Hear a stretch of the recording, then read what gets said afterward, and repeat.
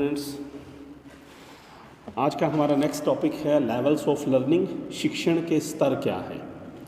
अब शिक्षण के स्तर से भाव है कि एक टीचर जो शिक्षण अधिगम की प्रक्रिया को जब आगे बढ़ाता है तो उसमें मुख्य शिक्षण को 3 स्तरों पर लागू करने की कोशिश करता है, समझाने की कोशिश करता है। ये जब हमने उसकी विशेषताओं के बारे में बात की थी, इस बात को हमने क्लियर कर लिया कि शिक्षण एक सामाजिक प्रक्रिया है जो समाज में रहकर समाज की आवश्यकताओं के अनुरूप पूरी की जाती है। क्योंकि जो भी शिक्षा में उद्देश्य निर्धारित किए जाते हैं वो समाज की आवश्यकताओं को ध्यान में रखकर किए जाते हैं और शिक्षा का उद्देश्य उन उद्देश्यों की प्राप्ति में अपना सहयोग देना होता है। और जो विद्यार्थी आते हैं या टीचर के द्वारा जब पढ़ाया जाता है तो वो भी उन्हीं उद्देश्यों को आगे रखकर पूरा करने की कोशिश करते हैं। तो एक टीचर के द्वारा मुख्यतः 3 शैक्षिक स्तरों को लागू करने की कोशिश की जाती है, जो मुख्यतः हैं मेमोरी, अंडरस्टैंडिंग और रिफ्लेक्टिव लेवल। इसमें हम बेसिकली अगर बात करें तो इसको एक त्रिभुज के रूप में इस तरह से शो कर सकते हैं। सबसे नीचे है मेमोरी, सेकंड पे है अंडरस्टैंडिंग और थर्ड लेवल पे है रिफ्लेक्टिव लेवल। तो 3 इसके मुख्य जो स्तर हैं, स्मृति स्तर, बोध स्तर और तीसरा है चिंतन स्तर है। स्मृति स्तर को विचारहीन कहा गया है, दूसरे को विचार युक्त कहा गया है बोध स्तर को, और जो तीसरा रिफ्लेक्टिव लेवल है उसको विचारहीन कहा गया है, अति विचार युक्त कहा गया है।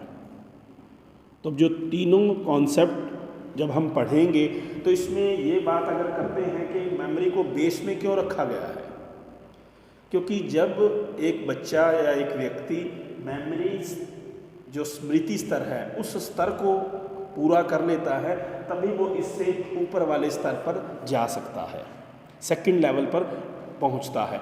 जब वो सेकंड लेवल को कवर कर लेता है तब वो तीसरे रिफ्लेक्टिव लेवल तक जा सकता है।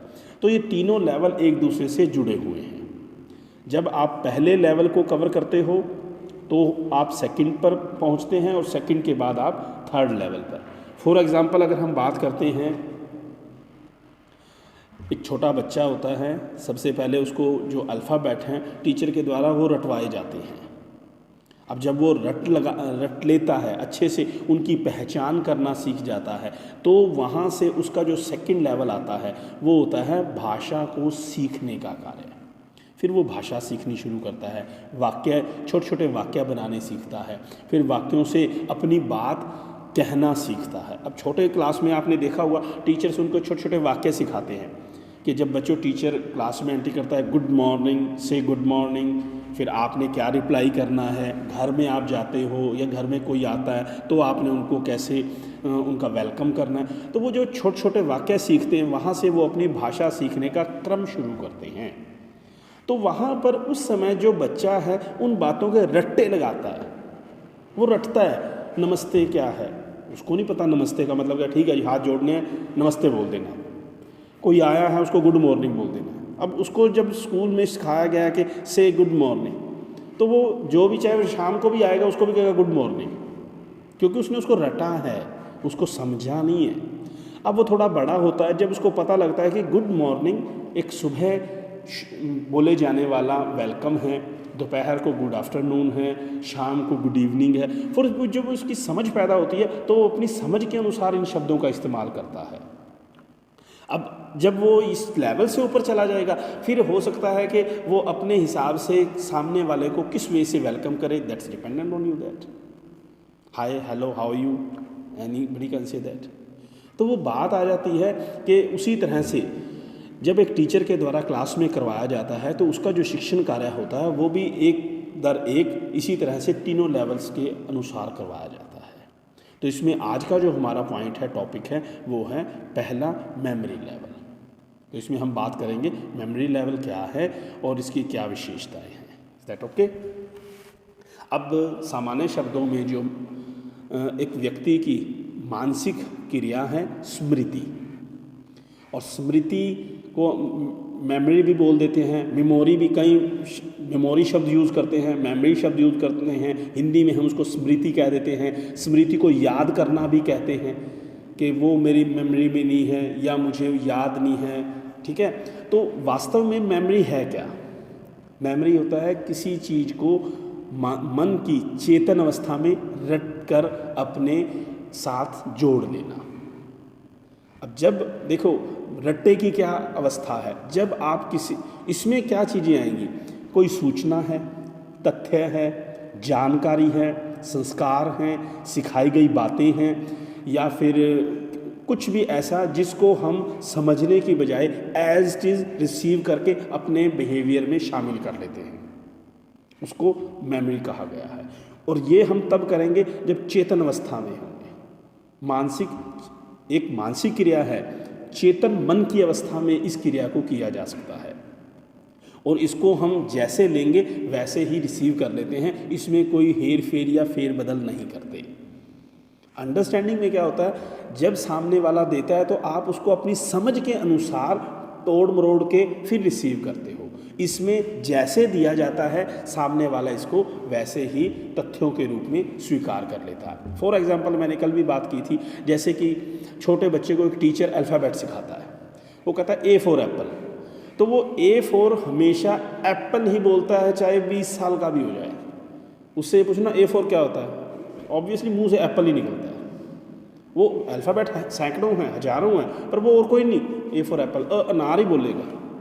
तो जब बचपन में बच्चे को इस तरह सिखाने की शुरुआत की जाती है, तो वहाँ पर जो चीज़ें हम एज इट इज़ रिसीव करते हैं और उनको अपने मन में, मस्तिष्क में बिठा लेते हैं, वो होती है स्मृति, मेमोरी। अब पॉइंट इसका ये होता है कि जब हम इसको याद करें और ये हम उसी अवस्था में याद आ जाएं, तब वो स्मृति अच्छी है। अगर हमने किसी चीज़ को याद कर लिया, रट लिया है, और जब हम उसको याद करें वो याद ना आए, वो फॉरगेटिंग है, भूलना है। तो मेमोरी की सबसे बड़ी विशेषता यही है कि आप जब किसी चीज़ को रट रहे हो, रट्टा लगा रहे हो, चेतन अवस्था में उसको एज चीज़ आपने अपने माइंड में बिठाना है। अब जैसे सूचनाएं हैं, किसी भी तरह की सूचना हो सकती है जो आंकड़ों के रूप में हो, तथ्य हैं, घटनाएं हैं, किसी तरह की कुछ भी इस वे से लगाया जा सकता है। अब पढ़ते हुए बहुत सी ऐसी चीज़ें होती हैं जिनको हमें रट के याद करना पड़ता है। इंग्लिश के वर्ड हैं, शुरू में जैसे मान लीजिए इंग्लिश मीडियम है या हिंदी मीडियम है, अब हिंदी मीडियम वालों को इंग्लिश के वर्ड क्रैम करने पड़ते हैं, इंग्लिश वालों को हिंदी के वर्ड क्रैम करने पड़ते हैं। इंग्लिश मीडियम वालों को पूछ लो 87 कितना होता है, वो कहेगा वो क्या होता है, उसको कोई 87 होता है, फिर ठीक है, वैसे उसको नहीं पता होगा। तो वही चीज़ है, हम जब सीखते हैं तो बहुत सी चीज़ें हमें बायलिंगुअली दूसरी लैंग्वेज के साथ जोड़कर सीखनी पड़ती हैं। तो स्मृति क्या है, चेतन अवस्था में सूचनाओं को, तथ्यों को एज इट रिसीव कर लेना, और इससे ज़्यादा कुछ नहीं है। अब स्मृति को शिक्षण में निम्न कोटि का माना गया है। क्यों? क्योंकि इसमें समझनी टीचर के द्वारा जब दिया जाता है ना, तो बच्चे उसको एज इट इज़ लेते हैं। अब सिंपल सी बात क्या है कि बच्चों को टीचर तीसरी क्लास से लगता है संज्ञा की परिभाषा कराने, और 10वीं तक संज्ञा ही करवाता रहता है। वो रट भी लेते हैं, संज्ञा क्या है, किसी वस्तु, व्यक्ति, स्थान आदि के नाम का बोध कराओ, उसे संज्ञा कहते हैं। अब वो समझ नहीं उसकी वहाँ पे, अब याद करो, आपने जब पढ़ा होगा या हमने पढ़ा है, वो लास्ट में उदाहरण के लिए राम, पानीपत, दिल्ली 2 शब्द बोले, हो गया जी। अब इसका अर्थ क्या है, अर्थ नहीं पता। तीसरी क्लास के बच्चे को सिर्फ रट्टा लग जाएगा, संज्ञा क्या है उसका अर्थ नहीं पता। चौथी में भी पढ़ेगा, 5वीं में भी पढ़ेगा, 6ठी 7वीं में आते आते उसको कहते हैं कोई भी वस्तु, व्यक्ति, स्थान जिसको हम नाम से जानते हैं उसे कहते हैं व्हाट इज़ नाउन। अब इंग्लिश में भी सेम यही चीज़ है। तो मतलब रट्टे की अपनी एक आवश्यकता है, बट वो निम्न कोटि का माना जाता है। क्यों? क्योंकि उससे हमारी समझ पैदा नहीं होती। अगर एक टीचर तीसरी क्लास में बच्चों को संज्ञा करवाते हुए कितना ही जोर आजमाइश करे, कितनी ही दिमागी कसरत करे, कितने ही अच्छे एग्जाम्पल दे दे, फिर भी वो उसको रटेंगे ही, समझ नहीं पाएंगे। तो इसको निम्न कोटि का माना गया, बट उसकी भी अपनी एक विशेषता है, हमें वो भी करना जरूरी होता है। तो इसमें स्मृति का अर्थ क्या माना गया है, तथ्यों को केवल रट लेने के अतिरिक्त कुछ भी नहीं है। इसमें हम 2 डेफिनेशन करेंगे, पहली है वुडवर्थ के अनुसार, दूसरी रास के अनुसार। वुडवर्थ ने क्या कहा है? अकॉर्डिंग टू वुडवर्थ, सीखे हुए अनुभवों का, अकॉर्डिंग टू वुडवर्थ, सीखे हुए अनुभवों का सीधा उपयोग ही स्मृति है।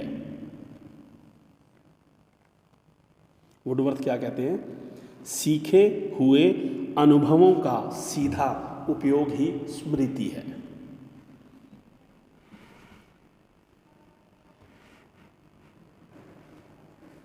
वुडवर्थ ने बड़े ही आसान से शब्दों में सीधी बात कही है कि जो भी हम अनुभव प्राप्त करते हैं, अब अनुभव कब प्राप्त होते हैं? जब हम चेतन अवस्था में होते हैं, मानसिक रूप से सजग होते हैं। जो अनुभव प्राप्त करते हैं उनका उपयोग ही स्मृति है। मीन टू से सिर्फ गेन करना नहीं है, to use this experience also, उसको उपयोग करना है। अगर हम उपयोग कर लेते हैं तो ही वो सही स्मृति है। अब शुरू में मैंने एग्जांपल दिया, बच्चों को कहा जाता है बेटा जब भी कोई आपके घर आता है उसको नमस्ते बोलनी है।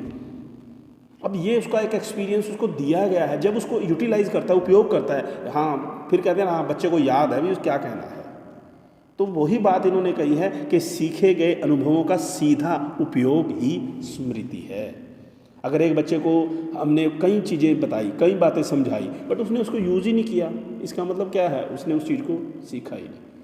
कहते हैं बड़ा भुलक्कड़ है, हर बात को भूल जाता है, गुड मॉर्निंग की जगह गुड इवनिंग बोल देता है और गुड इवनिंग की जगह गुड नाइट बोल देता है। तो डिपेंड करता है कि आपने उसको किस वे से सीखा है। रास क्या कहते हैं? अकॉर्डिंग टू रास, स्मृति एक नया अनुभव है जो पूर्व अनुभव की स्थिति के द्वारा निर्धारित होता है और दोनों के बीच में संबंध स्पष्ट समझा जा सकता है। अब यहाँ पर रास ने कहते हुए कहा है कि स्मृति पूर्व अनुभव की स्थिति द्वारा निर्धारित होता है और दोनों के बीच में एक संबंध को प्रदर्शित करता है। अर्थात क्या है कि हम जब भी कुछ नया सीखते हैं उसमें हम पहले पुराने अनुभवों के साथ उसको मैच करते हैं। अगर तो मैच ज़्यादा हो जाता है, मिल जाता है, फिर हम उसको समझ सकते हैं, हम उसमें समझ पैदा कर सकते हैं क्योंकि हमारे पास पहले भी वैसा अनुभव है। अगर नहीं है तो हम उसको एज इट इज़ रिसीव करते हैं, वो स्मृति है। समझ हम तभी पाएंगे जब वैसा हमने पहले कभी कुछ सीखा होगा। अगर नहीं सीखा हुआ, बिल्कुल न्यू है, तो हो सकता है हमें उस चीज़ को रटना पड़े। तो यहाँ पर रास ने और वुडवर्थ ने अपनी डेफिनेशन में क्लियर कर दिया है। नेक्स्ट बात करते हैं इसकी फेजेस क्या हैं। There are main 4 phase of memory. स्मृति की 4 अवस्थाएं हैं। Main 4 phases of memory, and the first is learning, सीखना। सेकंड इज रिटेंशन, धारण करना। फर्स्ट इज लर्निंग, सीखना, दूसरा है रिटेंशन, धारण करना, तीसरा है रिकॉल, याद करना, एंड द फोर्थ रिकॉग्निशन, पहचान करना।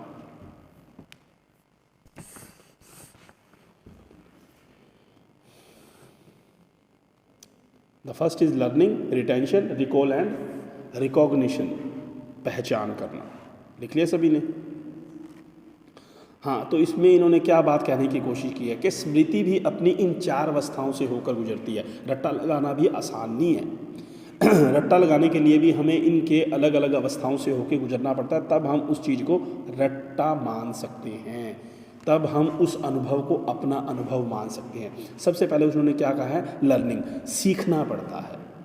कुछ भी है, चाहे वो तथ्य हैं, सूचनाएं हैं, किसी भी तरह की जानकारी है या एकेडमिक वर्क है, कुछ भी है, सबसे पहले हमें उस चीज़ को सीखने की कोशिश करनी पड़ती है। उसको उसको चेतन अवस्था में सीखना पड़ता है। सीख कर उसके साथ आत्मसात करना पड़ता है, उसको अपने साथ मिलाना पड़ता है, उसको सीखने की कोशिश करनी पड़ती है। जब हम उसको सीख लेते हैं तो सेकंड जो वर्क होता है वो होता है रिटेंशन, धारण करना। धारण करने का मतलब क्या है? अपनी मानसिक अवस्थाओं में सुनकर, देखकर, समझकर, जिस वे से हम उस चीज़ को धारण कर सकते हैं। धारण करने का साधारण सा मतलब होता है जैसे किसी वस्त्र को धारण करना होता है, कपड़ों को डालना होता है। पढ़े हैं अलग चीज़ है, बट हमने उनको धारण किया है। तो ठीक उसी तरह से ज्ञान है, किताबों में पढ़ा है, हमने उसको पढ़ा, सुना, समझा और उसको रिसीव किया, धारण किया, तो हम उसका उपयोग भी कर सकते हैं।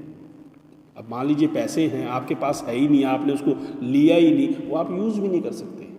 तो उसी तरह से ज्ञान है, सीखना है। जब भी हम कोई चीज़ है, पहले हम उसको सीखेंगे, दूसरे नंबर पर उसको धारण करने का मतलब होगा हमने उसको मानसिक तौर पर एक्सेप्टेबल कर लिया है, रिसीव कर लिया है, सीख लिया है। तीसरे नंबर पर है रिकॉल करना।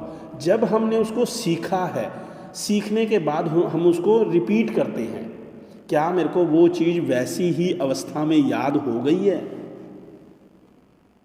छोटी क्लास में या मान लो हम भी हैं, छोटा बच्चा है, हम हैं, हम भी कोई चीज़, फ़ोन नंबर ही हैं, कुछ टाइम पहले 5-7 साल पीछे चले जाओ, लैंडलाइन थे, लोग फ़ोन नंबरों के रट्टे लगाया करते थे। एक आदमी को 10-10, 20-20 लोगों के फ़ोन नंबर याद होते थे, उसकी शक्ल देखते उसका नंबर टक टक टक याद आ जाता था। आज अपना भी नंबर नहीं याद है। कारण क्या है? पता है सेव करने का ऑप्शन है, हाँ नंबर बोलना क्या है, नंबर लिया सेव कर दिया, बात ख़त्म। बंदे को भी भूल जाते हैं और उसके नंबर को भी भूल जाते हैं।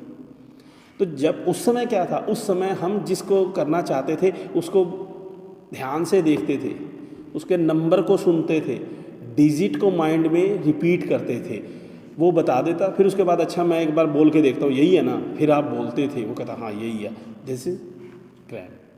तो यहाँ पर भी सबसे पहली अवस्था क्या है, आप उस जो कुछ भी है उसको सीखते हो। दूसरे नंबर पर उसको अपने साथ जैसे भी करके एक्सेप्टेबल बनाते हो।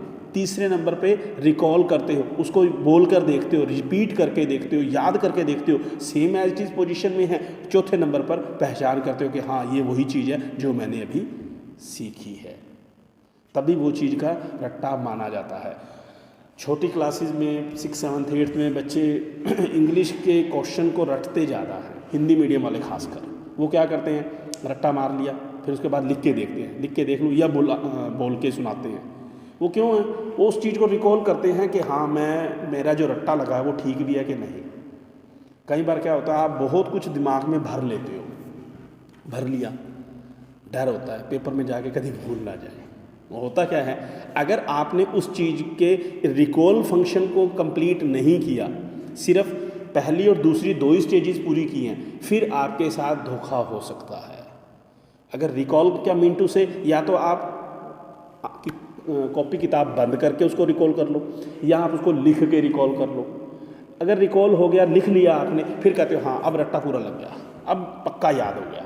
एक होता ना कच्चा याद है, कच्चा याद है, एक होता पक्का याद है। तो पक्का याद 3rd स्टेप पे होता है। और 4th नंबर पर पहचान करते हो कि अब पहचान का मतलब यहाँ पे क्या है कि जब आप जिसको याद करो वही चीज़ याद आए, दिस इज़ रिकॉग्निशन।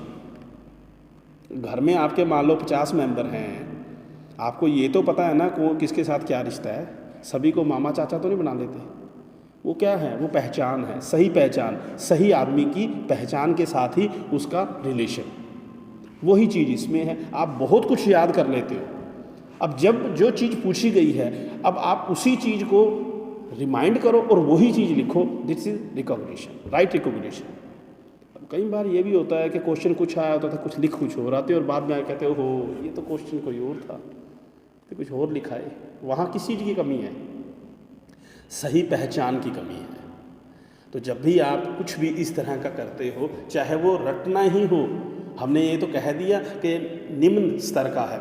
अब छोटी क्लासेस में ही बात करते हैं। छोटी क्लासेस 2nd, 3rd में बच्चों को वो देते हैं, जैसे काउंटिंग होती है, काउंटिंग में बीच में से नंबर मिस होते हैं, बिफोर या आफ्टर मिस होते हैं। वो क्या है? वो यही है कि क्या सही पहचान हो गई है इनको, क्या इनका रट्टा सही पूरा हो गया है, क्या जो चीज़ सिखाई गई थी इन्होंने उसको उसमें से सीख लिया है। तो डिपेंड करता है, कोई भी चीज़ की इम्पोर्टेंस कम नहीं है, हर चीज़ की अपनी खास इम्पोर्टेंस है। तो जब हम इसकी फेजेस की बात करते हैं तो ये भी मेमोरी भी अपनी 4 मेन फेजेस को कंप्लीट करते हुए आगे बढ़ती है। नेक्स्ट बात करते हैं इसकी विशेषताएँ क्या हैं, जो कुछ अगर नहीं भी समझ आया होगा विशेषताओं में क्लियर हो जाएगा। सबसे पहले शिक्षण में अध्यापक का मुख्य स्थान रहता है। शॉर्ट में लिख लो, अध्यापक का मुख्य स्थान, विद्यार्थी का स्थान गौण है, सेकेंडरी रोल रहेगा। तीसरा है अध्यापक और विद्यार्थी में अंतःक्रिया होती है, इंटरेक्शन चलता है इसमें। नेक्स्ट है अभिप्रेरणा का अभाव है, क्योंकि इसमें किसी तरह का सीखने के लिए प्रोत्साहित नहीं किया जाता। इसमें तो जो है एज इट इज सामने वाले को देने की कोशिश की जाती है और सामने वाला रटने की बात करता है। बुद्धि का कम महत्व है।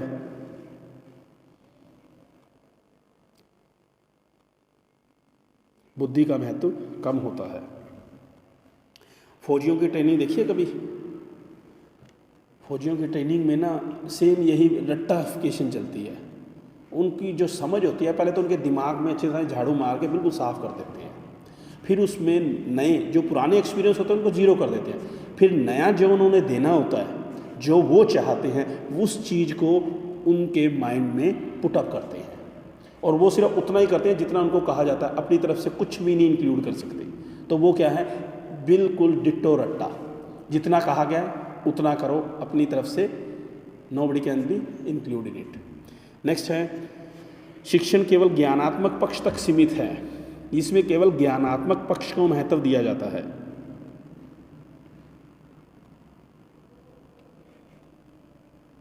यह बोध और चिंतन स्तर को आधार प्रदान करता है। बोध व चिंतन स्तर को आधार प्रदान करता है।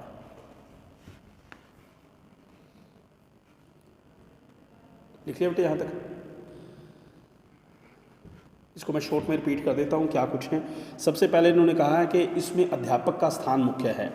अध्यापक का स्थान मुख्य इसलिए कहा गया है कि जो टीचर चाहता है क्या बच्चों को करवाना है वो ही बच्चों को करना होगा।